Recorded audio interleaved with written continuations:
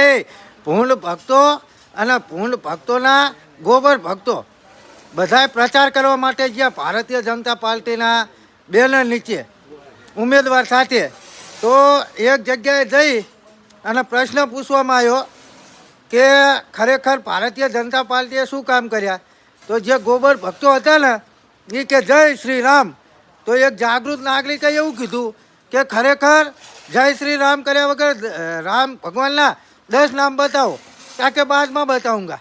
એટલે ખરેખર આ ગોબર ભક્તો પૂર્ણ ભક્તો અંત ભક્તોને રામના નામની ખબર પડે છે, બાકી બીજી કંઈ ખબર નહીં. રામ ભગવાનનો ઇતિહાસ શું હોય એ પણ અમને ખબર નહીં. અને પૂર્ણ ભક્તો જય શ્રી રામના નામે મત માગવાની હારી જાય છે. તમે આખો વિડીયો જુઓ અને બને એટલો શેર કરો મિત્રો, અને આખા ગુજરાતમાં ખબર પડવી જોઈએ, જેથી કરી પૂર્ણ ભક્તો શ્રી રામની પૂરી માહિતી લઈ અને ત્યારબાદ પ્રચાર કરવા માટે નીકળે. કારણ કે કોઈક જાગૃત નાગરિક સવાલ પૂછે તો આ ગોબર ભક્તોને જવાબ તો આપવો પડે ને.